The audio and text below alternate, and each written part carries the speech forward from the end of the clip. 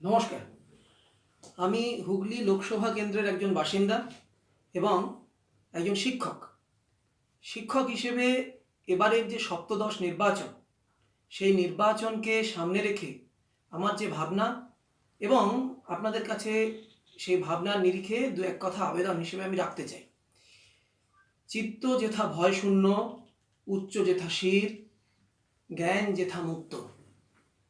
কবিগুরু রবীন্দ্রনাথের এই লাইন উদ্ধৃত করে ভারতবর্ষের ১৫০ জনেরও বেশি বিজ্ঞানী মানুষের কাছে আবেদন করছেন যে আমাদের দেশে আজ বিজ্ঞান চেতনা, যুক্তিবাদ, গণতন্ত্রবোধ আক্রান্ত।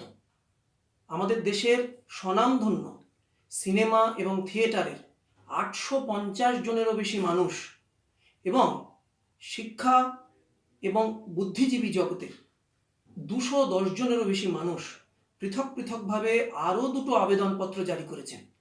তারাও বলছেন আমাদের দেশের ধর্মনিরপেক্ষতা বোধ, আমাদের দেশের সংবিধানে মানুষের জন্য যে সমস্ত গণতান্ত্রিক অধিকার, সেগুলো আজ আক্রান্ত। আমি একজন ইতিহাসের শিক্ষক হিসেবে অত্যন্ত আশঙ্কার সঙ্গে দেখছি এতদিন ধরে আমাদের দেশে যে সমস্ত ইতিহাসের প্রচলিত ধ্যান ধারণাগুলোকে ছিল, আজ সেগুলোকে বিকৃত করে, মিথ্যে করে প্রচার করার চেষ্টা করছে আজকের এই কেন্দ্রীয় সরকার বিজেপির নেতৃত্বে। এতদিন ধরে আমাদের দেশের গরিব মধ্যবিত্ত বাড়ির ছেলেরা, মেয়েরা যে সমস্ত অর্থনৈতিক সুযোগ সুবিধে, শিক্ষাগত সুযোগ সুবিধে পেত স্কুলে, কলেজে, বিশ্ববিদ্যালয়ে, গবেষণার ক্ষেত্রে, সেই সমস্ত কিছু কেড়ে নেওয়ার জন্য এক ভয়ঙ্কর আগ্রাসন শুরু হয়েছে। স্কুলগুলো, কলেজগুলোকে বেসরকারিকরণ করা, বিশ্ববিদ্যালয়, গবেষণাকে বেসরকারিকরণ করার ফলে সাধারণের পক্ষে আর সুযোগ হচ্ছে না সেই সুযোগ নেওয়া। নতুন করে কোনো চাকরি তো হচ্ছেই না, উপরন্তু নোটবন্দির ফলে পুরনো যে সমস্ত চাকরি ছিল, কোটি কোটি মানুষ নতুন করে বেকার হচ্ছে। আর এই নির্বাচনের প্রাক্কালে আপনি যদি এই বিজেপি সরকারের কাছে এই নিয়ে প্রশ্ন তোলেন, তাহলে আপনি হলেন দেশদ্রোহী। আমরা বলছি এ হলো ভারতবর্ষে ফ্যাসিবাদের পদধ্বনি, আর সেই নিয়ে আমরা আশঙ্কিত। এই ফ্যাসিবাদ যা ২০১৪ সাল থেকে আমাদের দেশের মানুষ প্রত্যক্ষ করছে, দুর্ভাগ্যজনকভাবে আমরা যারা বাংলায় থাকি ২০১১ থেকেই কিন্তু এই ফ্যাসিবাদের পদধ্বনি শুনছি। আমরা দেখছি যে আমাদের বাংলাতে যে তৃণমূলের নেতৃত্বে সরকার চলছে, সেখানেও গণতন্ত্রের নামে মানুষের ওপর নানান ধরনের আক্রমণ নেমে আসছে। মানুষের বাক স্বাধীনতা, বিরোধী দলগুলো কোনো বক্তব্য রাখতে গেলে, তাদের ভাবনা প্রকাশ করতে গেলে, বুদ্ধিজীবী মানুষ তারা কোনো চিন্তা প্রকাশ করতে গেলে সেগুলো আক্রান্ত হচ্ছে।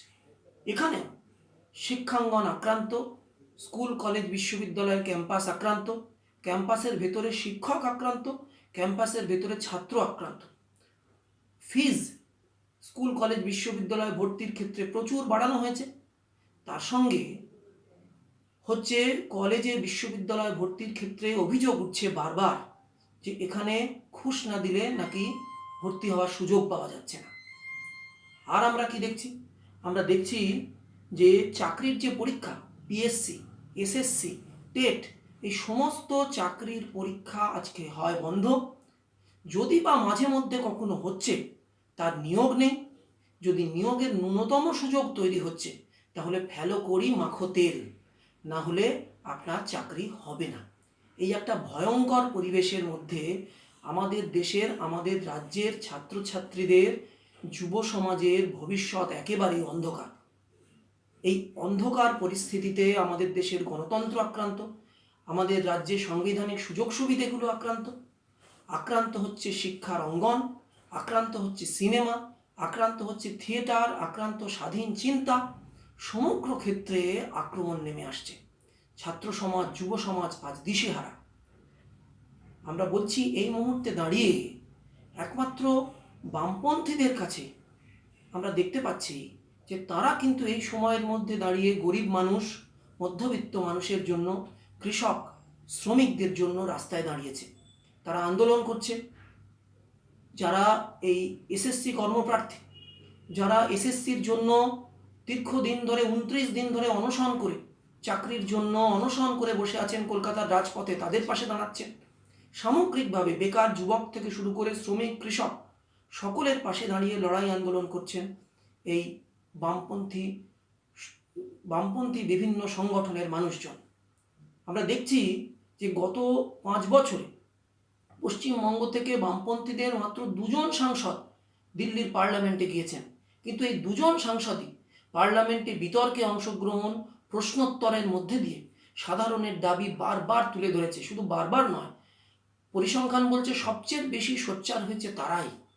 তাই আগামী দিনে এই বামপন্থীদেরকে নির্বাচিত করে তাদের সাংসদ সংখ্যা আরও বাড়ানো আমাদের মতো সাধারণ ভোটারের কর্তব্য বলে আমি বোধ করছি। আমি মনে করছি যে বামপন্থীদের সংখ্যা বাড়াতে হবে এবং ফলে সাধারণের দাবিকে সোচ্চার করে তুলতে হবে। সাধারণের দাবি বলতে কৃষকের যে ন্যায্য মূল্যের দাবি, শ্রমিকের যে ন্যায্য মূল্যের দাবি, সেই দাবিকে তুলে ধরতে হবে।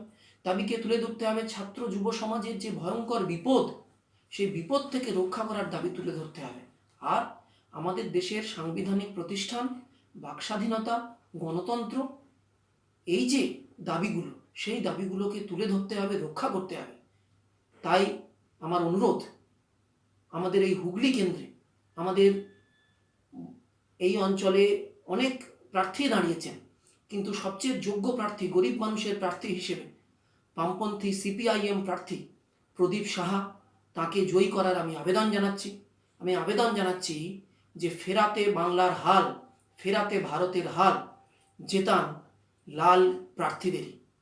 একমাত্র লালেরাই, বামপন্থীরাই আগামী দিনে এই অন্ধকার বাংলা, অন্ধকার ভারতের ভবিষ্যৎ পাল্টাবার জন্য দিশা দেখাতে পারে। নমস্কার।